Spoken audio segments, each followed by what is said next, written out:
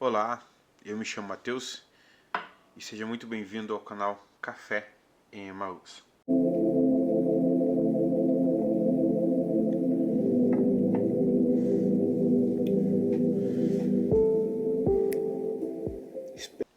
Espero que sejam todos bem. Estamos aqui para compartilhar mais uma vez um pouco da palavra de Deus e estamos na nossa série de exposição bíblica que hoje é do capítulo 3 de Hebreus. Nós estamos fazendo a exposição bíblica da carta aos Hebreus e hoje nós vamos falar sobre o capítulo 3, um capítulo extremamente importante no contexto geral dessa carta. Bom, eu espero que você esteja acompanhando todos os vídeos dessa série, para isso vai ficar um pouco mais claro para você no decorrer dos dias. Nós precisamos lembrar aqui um ponto importante, então, que nós vamos ter que lembrar em todos os vídeos dessa série, a ideia do autor quando ele escreve a carta aos Hebreus. A intenção dele é falar com alguns judeus que se converteram, esses judeus que se converteram ao cristianismo, são alguns judeus cristãos.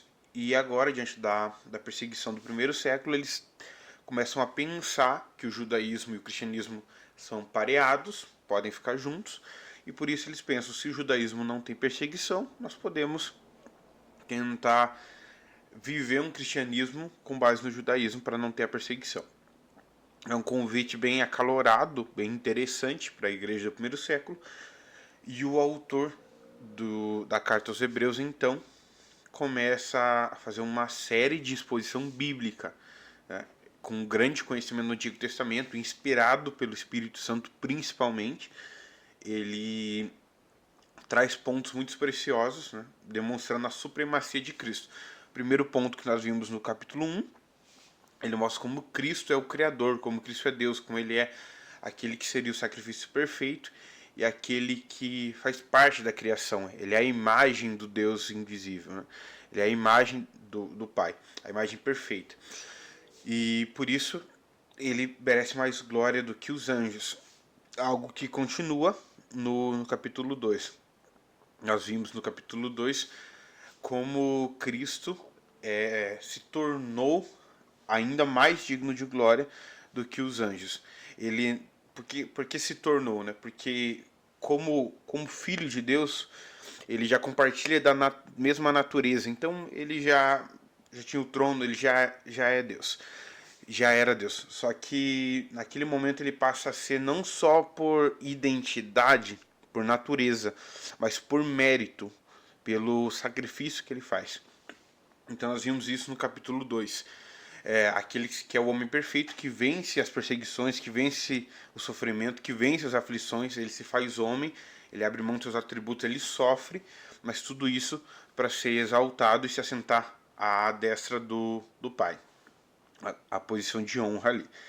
E agora no capítulo 3, o autor quer nos mostrar como Cristo é superior a Moisés. Essa é uma insinuação que para pessoas que vieram do judaísmo era extremamente perigosa, né? Nós podemos pegar aqui o capítulo 3, iniciar alguns versículos, mas eu quero fazer essa introdução aqui que é bem importante. Você pensar na ideologia, quando se fala para um judeu a respeito de Moisés, naturalmente, de uma maneira muito clara, você está falando daquele que era considerado o maior dos profetas. Isso aqui é um ponto importante, porque Cristo, o próprio Cristo, nós não temos como ir contra ele, né? É a própria palavra de Cristo. E Cristo, nos evangelhos, fala para nós que o maior dos profetas é João, mesmo sem ter feito nenhum milagre. Cristo até fala isso. Mesmo que ele não tenha feito nenhum milagre, esse está aqui o maior dos profetas. O próprio Jesus fala isso. Agora, culturalmente, dentro do judaísmo, na ideologia deles, Moisés sempre foi considerado o maior dos profetas. Você pode perceber que Jesus dá várias referências a esse ponto, em momentos em que ele até fala a lei e os profetas, ou Moisés e os profetas, nos evangelhos, ele por vezes está demonstrando como Moisés culturalmente era diferenciado como profeta.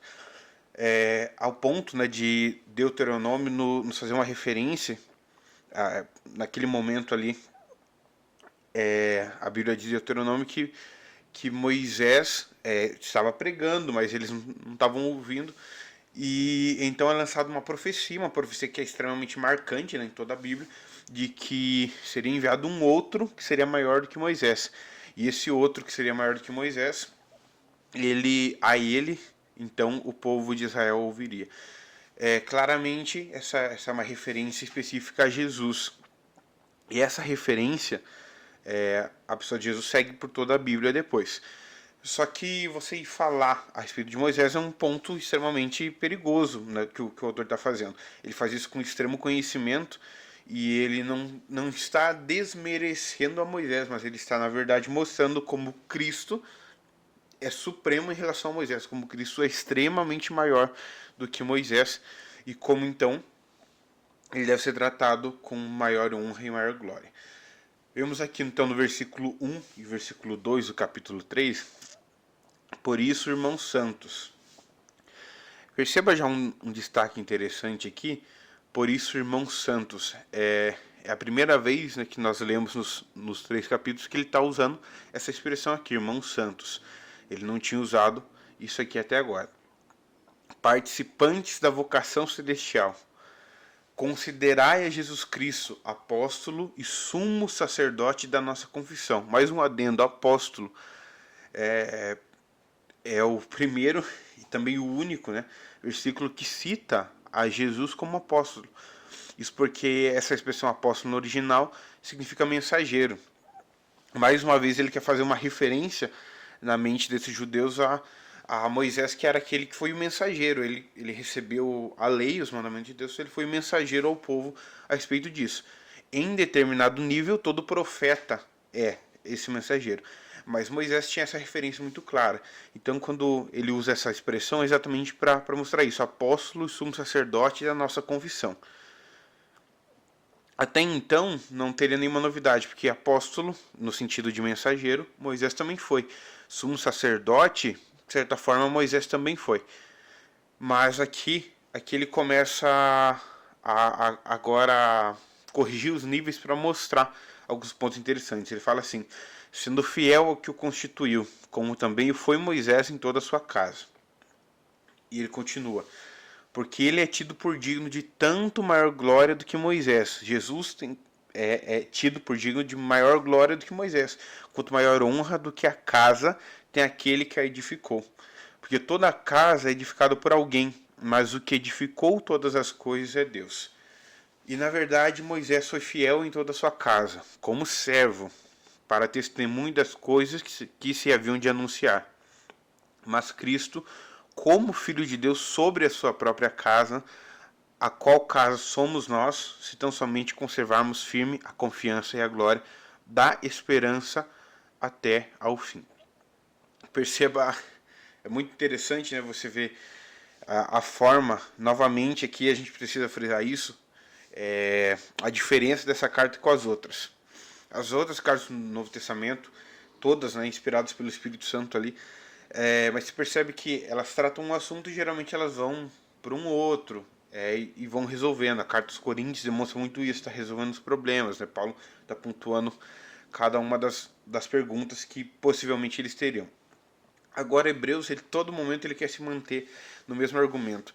Então ele pega e faz um uso interessante aqui, porque nós lemos no começo, como eu disse, apóstolo, no sentido de mensageiro e sumo sacerdote, até que Moisés também não era uma novidade, não teve nada de diferente, sendo fiel ao que o constituiu, como também o foi Moisés em toda a sua casa. Então Moisés também foi fiel.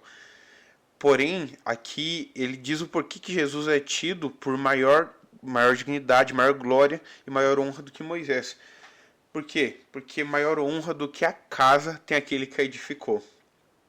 Depois ele vem aqui embaixo e fala, Moisés foi fiel em toda a sua casa como servo, para testemunho das coisas que haviam de anunciar. Tem dois argumentos extremamente fortes que o autor usa aqui. O primeiro é o seguinte, Moisés foi fiel na casa.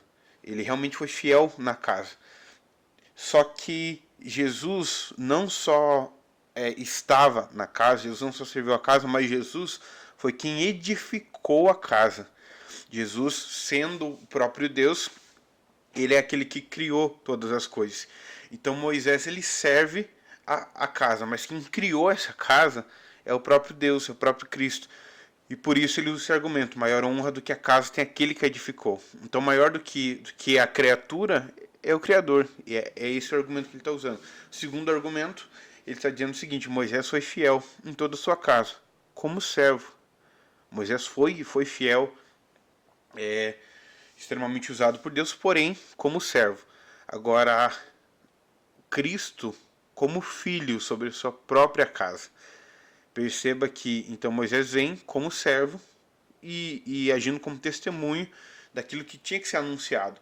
Porém, Cristo, como filho, o relacionamento é mais próximo, o relacionamento é maior, a afinidade é muito maior. E sobre a sua própria casa, não é a casa de um outro, não foi outro que edificou, é a casa dele, ele edificou e ele é o próprio filho. E ele finaliza, né, aqui o versículo 6 falando isso, sobre a sua própria casa, a qual somos nós somos a casa que ele edifica. Se tão somente conservarmos firme a confiança e a glória da esperança até o fim. Ele finaliza então, isso aqui ele já está especificando para nós como Cristo é digno de maior honra e glória do que Moisés, e ele finaliza aqui fazendo um apelo à perseverança dos santos, à perseverança dos cristãos. Ele fala: se tão somente conservarmos, se mantivermos firmes, fiéis até o fim. Continuando, versículos 7 ao 9. Portanto, como diz o Espírito Santo, se ouvirdes hoje a sua voz, não endureçais os vossos corações, como na provocação no dia da tentação no deserto, onde vossos pais me tentaram, me provaram e viram por 40 anos as minhas obras. Ele continua: por isso me indignei contra essa geração e disse: estes sempre erram em seu coração e não conheceram os meus caminhos. Assim jurei na minha ira que não entrarão no meu repouso. Perceba que ele está usando a citação lá do Salmo 95. Ele está usando a citação do Salmo 95, que se refere ao período de Israel no deserto. Exatamente isso, no momento em que eles estariam próximos à Terra Prometida, mas o fato deles serem infiéis, o fato da incredulidade deles, o fato dessa expressão aqui deles provocarem no dia da tentação no deserto, eles foram tidos por infiéis, por desobedientes, e por isso o Senhor jura que eles não entrariam no repouso. Ele continua aqui agora fazendo advertência, pegando esse exemplo que aconteceu do Antigo Testamento, que aconteceu com Moisés e com os outros judeus, e agora ele traz isso aqui e começa a aplicar para aqueles judeus que se converteram. Vede, irmãos, que nunca haja em qualquer de vós um coração mau e infiel para se apartar do Deus vivo. Antes, exortai-vos uns aos outros todos os dias, durante o tempo que se chama hoje, para que nenhum de vós se endureça pelo engano do pecado. Porque nos tornamos participantes de Cristo, se retivermos firmemente o princípio da nossa confiança até o fim. Olha como é interessante essa abordagem. Ele começa com uma exortação falando que nunca haja em qualquer de vocês um coração mau e infiel. E aqui está um ponto: ele é considerado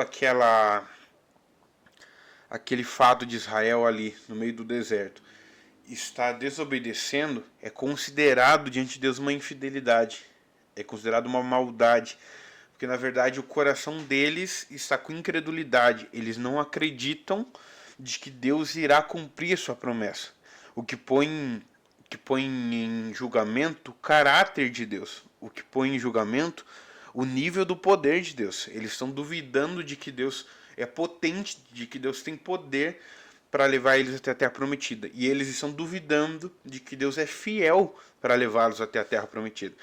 Por isso, é tão forte, né, essa desobediência deles, a ponto de se apartar do Deus vivo.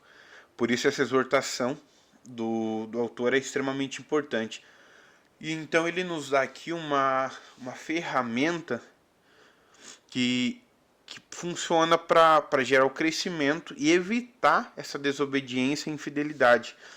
Ele sugere o seguinte: antes exortai-vos uns aos outros todos os dias, durante o tempo que se chama hoje, para que nenhum de vós se endureça pelo engano do pecado. Aqui tem muitos pontos interessantes, embora não dê para trabalhar todos aqui pelo tempo, mas um ponto importante aqui é exortar uns aos outros todos os dias. Primeiro, isso aqui é uma realidade que precisa ser vivida como igreja, né? Nós precisamos compreender que eu tenho pontos que eu recebi graça de Deus e que hoje são extremamente fáceis de serem vencidos por mim pela graça de Deus. Agora, tem pontos que eu tenho uma fragilidade enorme e eu preciso que outros irmãos me exortem e me auxiliem, me aconselhando na palavra, para que eu consiga suportar e não seja endurecido pelo engano do pecado. Eu preciso disso, eu preciso ser exortado pelos irmãos. E outros irmãos precisam ser exortados por mim. Essa aqui é a dinâmica do Evangelho. Esse trabalho em conjunto que o Espírito Santo faz sobre a igreja é exatamente o ponto culminante aqui. E qual que é a importância disso aqui para os nossos dias? Quando você avalia que muitas pessoas pensam no sentido de um cristianismo sem ser igreja, ou sem ir à igreja no sentido de estar junto, nós entendemos que a igreja acontece no momento em que os santos se reúnem em um local. Não importa se é numa garagem, se é num salão, se é num templo, num edifício. Isso não importa, mas no momento em que os santos se reúnem para celebrar o Senhor, ali é a igreja, é chamada a igreja. Então, com essa onda de muitas pessoas não querendo ser e nem estar ali no momento de culto, isso vira um perigo, porque é praticamente impossível você vivenciar esse texto, de exortar-vos uns aos outros. Mais pra frente, no capítulo 10, nós vamos reforçar muito disso, no capítulo 6 também, mas isso aqui é uma introdução. E ele diz o prazo de validade, qual que é o momento disso, qual que é a importância disso para ser feito. E ele diz durante o tempo que se chama hoje. O que ele quer dizer isso? Esse hoje, ele tá usando a mesma citação do Salmo 95, que falou que no dia que se chama hoje, eles não podiam endurecer o coração. Mas eles endureceram. Então ele exorta, ele nos lembra a importância de isso ser feito diariamente, no presente. É interessante que há alguns rabinos que citam através do Talmud uma exortação bem interessante. Um dos rabinos fala: se arrependa um dia antes de você morrer. Ele faz essa exortação e alguém pergunta: mas como eu posso saber antecipadamente o momento da minha morte? E ele fala exatamente: você não sabe quando é. Por isso, se arrependa no dia chamado hoje. É exatamente essa a visão do texto. Eu não sei quando é o meu encontro com Cristo, eu não sei quando chegará esse momento. Então, no dia que se chama hoje, durante o tempo que se chama hoje, eu preciso me arrepender, eu preciso ser exortado, eu preciso estar diariamente me encontrando com Deus, me reconciliando com a verdade do Evangelho. Tudo isso para que nenhum de nós, nenhum de vós, se endureça pelo engano do pecado. E aí ele vai finalizar lembrando para nós o que ele falou uns versos atrás, porque nos tornamos participantes de Cristo.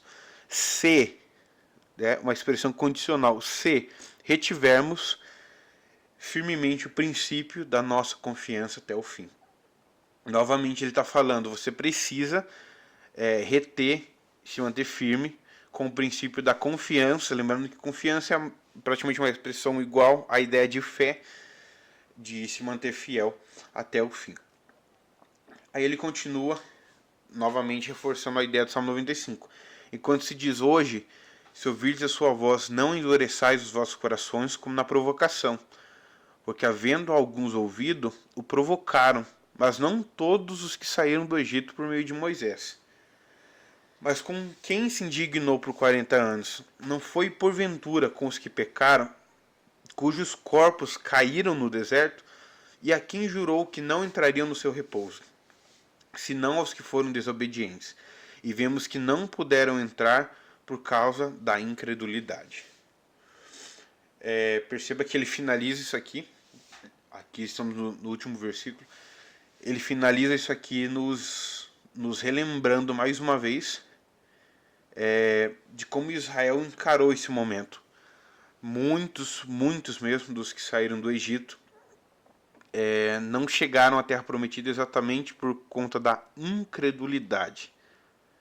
É o que eu citei um pouco atrás aqui. Essa ideia de incredulidade é a expressão apistel, e ela designa uma infidelidade, alguém que não acredita no caráter de cumprimento. Isso tem um peso muito grande, porque você pensar que eles saem do Egito, Deus faz perceba que eles já tinham passado do mar, eles já tinham vivido o momento do Mar Vermelho, já tinham passado por ali, Deus já tinha feito maravilhas sobre eles. Mesmo assim, eles mantiveram o coração duro e mantiveram a sua incredulidade. Eu acredito que a aplicação desse capítulo é especial para nós, é muito especial para nós. Porque em todo esse momento nós precisamos entender que sim, Deus usou de uma maneira extrema Moisés, assim como Deus usou e entregou os anjos para servir os santos, mas Jesus é maior do que os anjos, é maior do que Moisés, é maior do que o sacerdócio de Moisés, ele é quem edificou a casa em que Moisés trabalhou. Então ele é digno de maior honra e maior glória. E principalmente, no dia que se chama hoje, nós precisamos lembrar de reter firmemente nossa confiança e fé em Cristo, para não permitir que a incredulidade domine os nossos corações. E isso nos impeça de entrar no repouso santo do Senhor. E para isso nós precisamos mutuamente nos exortar para crescermos na nossa fé e nos mantivermos fiel a Deus. Nos mantermos fiel a Deus. Eu agradeço por você ter assistido esse vídeo. Pegue ele e mande para a pessoa que você sentir que precisa disso. E continue acompanhando essa série. Ainda é o capítulo 3, nós temos mais 10 capítulos pela frente. Tem muita coisa boa para nós aprendermos a palavra de Deus. Que o Senhor te abençoe e até a próxima.